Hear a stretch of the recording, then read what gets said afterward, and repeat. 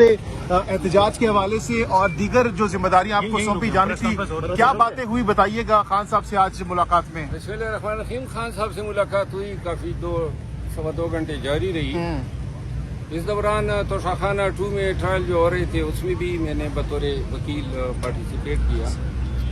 تو جب میں خان کے پاس پہنچا تو عین اسی وقت میری غیبت ان کے سامنے ہو رہی تھی کہ میں پہنچ گیا. اور یہ غیبت کا لامتناہی سلسلہ ہے.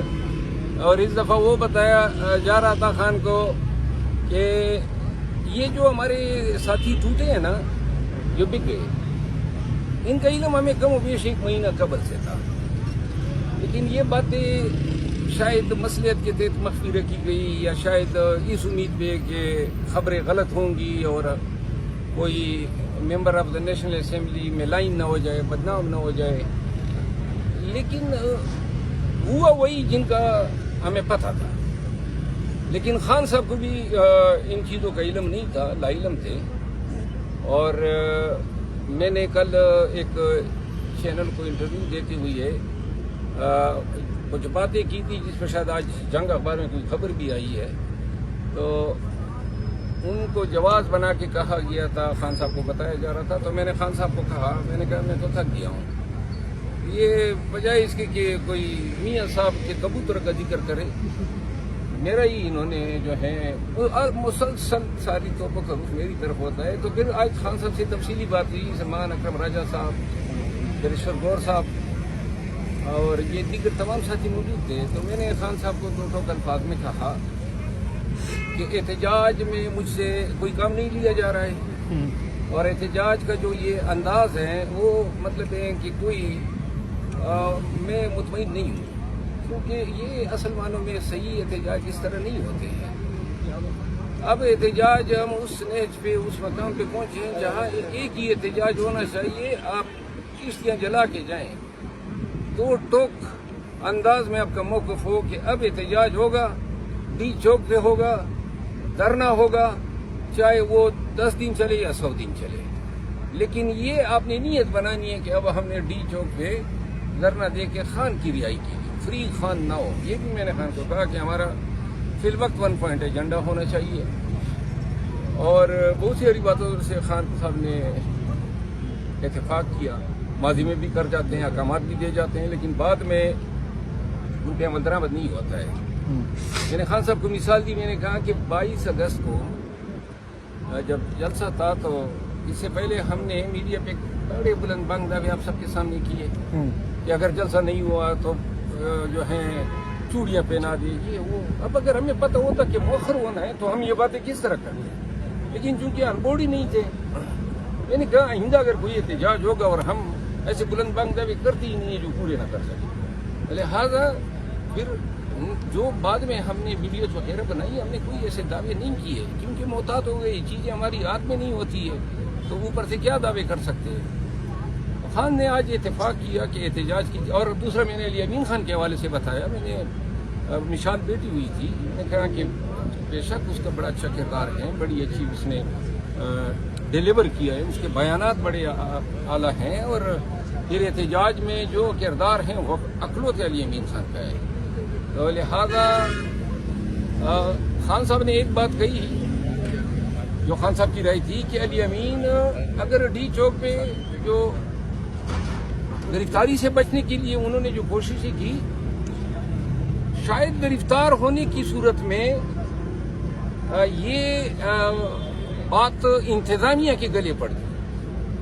تو علی امین خان کا میں نے یہ کہا کہ یہ چیف منسٹر ہیں، ایک صوبے کو ریپرزینٹ کر رہے ہیں، کل گورنر آج لگائیں گے تو جواز یہ بنائیں گے کہ روزانہ وسائل کا استعمال کر کے ادھر چڑھ دوڑتے تھے. میں نے کہا اس کو ہم بیک اپ میں رکھ سکتے ہیں، ہمیشہ انہوں نے سپورٹ کیا ہے. لیکن میں اس کا قائل نہیں ہوں کہ علی امین خان جو ہیں ہم اس کو کنفرنٹیشن میں لے جائیں. تو اب اس حوالے سے فیصلے ہوئے ہیں، شاید سلمان اکرم راجہ صاحب اور وہ آج اناؤنس کریں گے.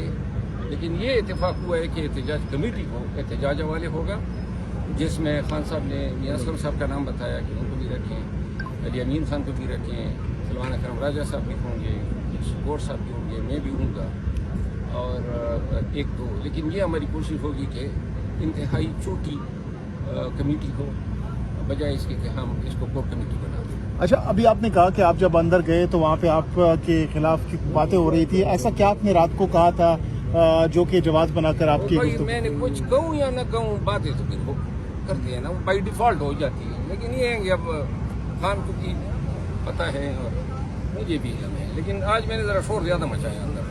کیا کہا آپ نے شور میں نے خان کو کہا یہ سلسلہ آپ ہی بند کریں, ان کو شٹ اپ ڈال دیں. یہ آپ کے پاس آ کے ان کو کوئی یہ گمان ہوتا ہے آپ خوش ہوتے ہیں اور یہ مزیدین قرض ہوتے ہیں, پھر کوئی جناب کھچڑی پکا کے لے آتے ہیں. میں نے کہا مجھ پہ وقت ضائع کر رہے ہو, کبوتر باز کی بات کرو, یہ گورنمنٹ کے پنڈوں کی باتیں کرو نا, آپ کے ساتھ ہو کیا رہا ہے ان پہ وقت ضائع کرو نا, میرے پیچھے کیوں پڑے ہو. اس کے علاوہ سر پچھلی دفعہ جو عمران خان نے کچھ خبریں چلی تھی کہ ڈانٹ دیا تھا بیرسٹر گور کو, اس طرح بھی کسی کو اس طرح نہیں آج تو خان صاحب کا بڑا اچھا موڈ تھا. ہاں البتہ خان نے 2-3 باتیں کہی. ایک تو انہوں نے کہا ہے کہ مولانا فضل الرحمان صاحب جو ہیں وہ کہتے ہیں کہ میں نے ملٹری کورٹس کا کلاس ختم کرایا ہے. تو خان صاحب نے کہا کہ عوام کو یہ ضرور بتا دیں کہ اگر یہ مجھے ملٹری کورٹ لے جانا چاہتے ہیں تو لے جائیں, مجھے پرواہ نہیں ہے. اور اگر یہ ملٹری کورٹ کسی باشعور باضمیر اور جمہوریت پسند آدمی کا ضمیر اجازت دیتا ہے تو حکومت کا ساتھ دیں. لیکن اگر ایسی کوئی بات نہیں ہے, میں نے کہا یہ میرے اور آج مجھے بھی اس نے بتایا کہ میں ملٹری ٹریبیونل سے مجھے مت ڈرائے اور دھمکائے. تو احتجاج اب کون لیڈ خان کرنے نے کا؟ ایک بات اور کی جو بڑی, نے کہا جی 10 ایام تک کال کو جڑی ہے اس کو رکھا گیا اور اس میں کب اندھیرا کیا گیا. کہتے ہیں میں نے 10 دن دنیا سے کٹ کے گزارے ہیں اور خان صاحب کی رائے میں یہ ڈی چوک دھرنے کے بعد کا شاخسانہ واقعات کا شاخسانہ. کہتے ہیں نہ کتاب تھی نہ کوئی روشنی کی کہیں جھلک تھی اور قید تنہائی تھی, اور اس پہ جو افسوس ہم کر سکتے ہیں. خان صاحب نے کہا مجھے یہ فکر تھی کہ مجھ سے کہیں زیادہ بدتر جو ٹریٹمنٹ ہو وہ بش بی بی کے ساتھ. اچھا اب جو احتجاج ہے کون لیڈ کرنے جا رہے ہیں اور کب سے سٹارٹ ہو رہا ہے دوبارہ سے احتجاج کا؟ یہ لیڈ کرنے والی بات نہ کرو نا, لوگ پھر کہتے ہیں کریڈٹ لے جاتا ہے. اچھا کب سے